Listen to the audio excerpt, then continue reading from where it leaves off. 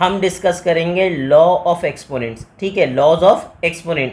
अब laws of exponents क्या है भाई, हमारे पास कुछ बेसिक लॉज हैं जो अगर हम एक्सपोनेंट्स के रूल अप्लाई कर रहे हो तो हम यूज़ करते हैं। चलें आज यूज़ देखते हैं। पहला रूल आपके पास क्या है, तो पहला लॉ हमारे पास क्या है, पहला लॉ हमारे पास ये है कि अगर बेसिस क्या हो सेम, बेसिस सेम हो, मल्टीप्लाई हो रहे हो, तो सिंपल हम क्या करेंगे, बेस को सिंगल टाइम मेंशन करेंगे और पावर क्या कर देंगे, ऐड। एग्जाम्पल के लिए मैं आपको समझाता हूँ, यहाँ पे जस्ट सपोज अगर मेरे पास 4 की पावर क्या है 5, मल्टीप्लाई हो रहा है सर 4 एक्सपोनेंट 2 से, तो मैं क्या करूँगा, सिंपल 4 को एक दफ़ा मेंशन कर दूंगा, पावर क्या कर दूंगा, ऐड। तो पावर ऐड करने के बाद मेरे पास क्या बन जाएगी 7। तो कितना आसान था, बेहद आसान था कि अगर बेसिस सेम हो, मल्टीप्लाई हो रही हो, तो मैं क्या करूँगा, बेस को सिंगल टाइम मेंशन करूँगा, पावर क्या कर दूंगा, ऐड। अब सेकेंड रूल मेरे पास क्या है, उसने कहा सर अगर बेसिस क्या हो सेम लेकिन क्या हो रही हो, डिवाइड, तो मैं क्या करूँगा, बेस को सिंगल टाइम मेंशन करूँगा, पावर क्या कर दूंगा, माइनस। एक्सप्लेन करने के लिए मैं एग्जांपल लेता हूँ। 4 एक्सपोनेंट अगर मेरे पास 5 है, डिवाइड बाय सर मेरे पास 4 एक्सपोनेंट क्या है 2, और दोनों डिवाइड हुए तो मैं क्या करूँगा, बेस को सिंगल टाइम मेंशन करूँगा, पावर क्या कर दूंगा, माइनस। यानी कि मेरे पास क्या आ जाएगा, मेरे पास आ जाएगा 4 एक्सपोनेंट 3। कितना आसान था, बेहद आसान था। अब मूव करेंगे इसके थर्ड लॉ ऑफ एक्सपोनेंट पे। अब थर्ड लॉ क्या कहता है सर, थर्ड लॉ कहता है कि अगर ब्रैकेट के अंदर और बाहर दोनों जगह पावर है तो ब्रैकेट क्लोज करेंगे और सिंपल पावर को क्या कर देंगे, मल्टीप्लाई।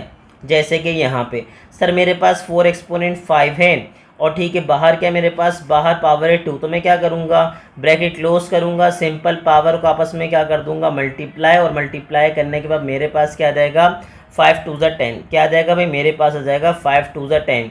तो मुझे पूरी उम्मीद है कि आपको first law of exponent, second law and third law properly क्या हो गए होंगे, एक्सप्लेन हो गए होंगे। अब हम कहाँ मूव करेंगे, हम मूव करेंगे इसके फोर्थ लॉ पे।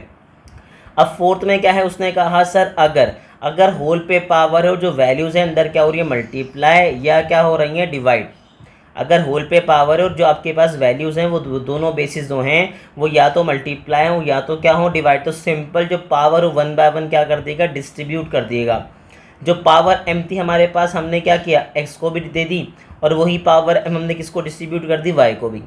सेम एज इट इज़ अगर x और y डिवाइड हो रहे हो और होल पावर क्या है m, तो जो पावर है वो 1 बाय 1 दोनों में डिस्ट्रीब्यूट होगी, पहले x में और फिर किस में, y में। लेकिन याद रखिएगा ये लॉ ऑफ एक्सपोनेंट मैं आपको समझा दूं, मल्टीप्लाई और डिवाइड पे ही अप्लाई होता है कि अगर बेसिस मल्टीप्लाई हो या क्या हो, डिवाइड। प्लस और माइनस में ऐसा करने का सोचिएगा भी नहीं, आपका रूल गलत हो जाएगा। तो ये बेसिक हमारे पास क्या आते हैं, फोर्थ लॉ ऑफ एक्सपोनेंट। अब मूव करेंगे 5 पे जो कि बहुत काम आने वाला है। सर ये क्या होता है कि अगर आपके पास जो एक्सपोनेंट है वो किस में हो, नेगेटिव में, मतलब माइनस में हो, तो अब इसको माइनस से प्लस में कैसे लाएंगे सर, मैं क्या करूँगा, बेस को क्या कर दूंगा, रेसिप्रोकल। अब उसने कहा सर रेसिप्रोकल कैसे किया, सर इसके डिनोमिनेटर में हमारे पास कुछ भी नहीं है, तो हमने क्या सपोज किया कि x के डिनोमिनेटर में अगर कुछ नहीं तो मैं क्या सपोज कर लूँगा कि क्या है सर, इसके डिनोमिनेटर में 1। क्या सपोज कर लूँगा, 1, क्योंकि किसी भी नंबर को 1 से डिवाइड करूँ तो नंबर में फ़र्क नहीं पड़ता। तो हमने क्या सपोज किया, किससे डिवाइड हो रहा है, 1 से। आज जब मैं रेसिप्रोकल करूँगा तो यही वाला 1 कहाँ आ जाएगा, ऊपर, और x कहाँ आ जाएगा, नीचे। और इससे जो नेगेटिव एक्सपोनेंट था वो क्या हो जाएगा, पॉजिटिव हो जाएगा। तो मुझे पूरी उम्मीद है कि आपको ये वाली बात मेरी समझ आ गई होगी कि अगर नेगेटिव एक्सपोनेंट होता है तो बेस को आप क्या कर देंगे, रेसिप्रोकल। अब आगे मूव करेंगे सर, यहाँ पे क्या है, उसने कहा सर सपोज कर लीजिए कोई नेगेटिव नंबर है, माइनस एक्स का मतलब कोई नेगेटिव नंबर है, उस पावर क्या है, ऑड नंबर में। ऑड नंबर में तो क्या होगा सर, वो माइनस साइन भी एज इट इज़ रहेगी और वो ऑड नंबर भी एज इट इज़ रहेगा, मतलब माइनस साइन जो है वो रिमूव नहीं होगी। आप सॉल्व करेंगे तो माइनस साइन रिमूव नहीं होगी। इवन में क्या कंडीशन होती है कि अगर कोई नेगेटिव नंबर है लेकिन पावर इवन है तो सर क्या होगा, जो नेगेटिव साइन होगी वो क्या हो जाएगी, रिमूव। एक्सप्लेन करने के लिए मैं आपको यहाँ पे एक्सप्लेन कर देता हूँ कि सर अगर सपोज कर लीजिए मेरे पास कोई नेगेटिव नंबर है -2 और -2 का मैंने ऑड नंबर पावर ले ली, यानी कि एक्सपोनेंट क्या लिया, 3। तो अब क्या करेंगे आप, -2 का क्यूब करेंगे तो मतलब क्या होगा, -2 को आपको मल्टीप्लाई करना है 3 टाइम्स -2 से। तो बताएं जब मैं मल्टीप्लाई करूंगा तो मेरे पास क्या बनेगा, उसने कहा सर जब मल्टीप्लाई करेंगे तो माइनस माइनस क्या हो जाएगा, प्लस, और प्लस माइनस क्या हो जाएगा, अगेन क्या आ जाएगा, मेरे पास आ जाएगा माइनस। और 2 की पावर 3 करें, 2 की पावर 3 करने में मेरे पास क्या आ जाएगा, 2 की पावर 3 एज इट इज़, या डायरेक्ट सॉल्व करूँ तो मेरे पास क्या आ जाएगा भाई, मेरे पास आ जाएगा 8। ऐसा ही है, कैसे देखें, इधर देखें, 2 2 ज़ा 4, 4 2 ज़ा 8। तो चाहें तो अभी डायरेक्ट भी लिख दें, मतलब आप -2 की पावर 3 मेंशन ना करें तो कोई मसले वाली बात है नहीं। अब उसने कहा सर यहाँ इसको एक्सप्लेन करें, इसको कैसे एक्सप्लेन करेंगे, तो इसको ऐसे एक्सप्लेन करेंगे कि अगर -2 की पावर मेरे पास जस्ट सपोज 2 है, तो और मैं क्या करता हूँ -2 की पावर 2 है, इसका मतलब -2 को -2 से क्या करवाना है, मल्टीप्लाई। तो मेरे पास क्या है, भाई मेरे पास माइनस माइनस हो जाएगा प्लस, और 2 2 का क्या हो जाएगा 4। तो समझाने का मतलब ये है कि सर अगर पावर ऑड नंबर में रहेगी तो आप सब कुछ एज इट इज़ करेंगे, लेकिन माइनस साइन रिमूव नहीं होगी। और इवन नंबर अगर आप परफॉर्म करते हैं, पावर अगर इवन नंबर में होगी और आप फिर परफॉर्म करते हैं जो भी आपके पास मल्टीप्लिकेशन वगैरह है, तो फिर क्या होगा, फिर याद रखिएगा जो माइनस साइन है वो रिमूव हो जाएगी।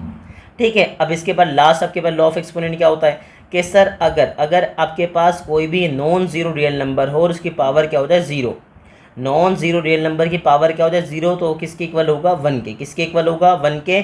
लेकिन ये याद रखिएगा यहाँ पे कि x क्या होगा, x is non zero real number, real number. ठीक है, याद रखिएगा नॉन ज़ीरो रियल नंबर का मतलब 0 के अलावा कोई भी नंबर हो उसकी पावर 0 करेंगे तो किसके बराबर हो जाएगा, 1 के।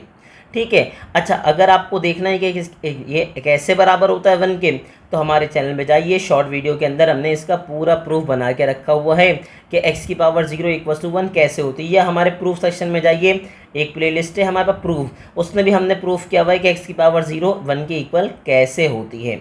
ठीक है, तो मुझे पूरी उम्मीद है कि आपको लॉ ऑफ एक्सपोनेंट प्रॉपर्ली समझ आ गए होंगे।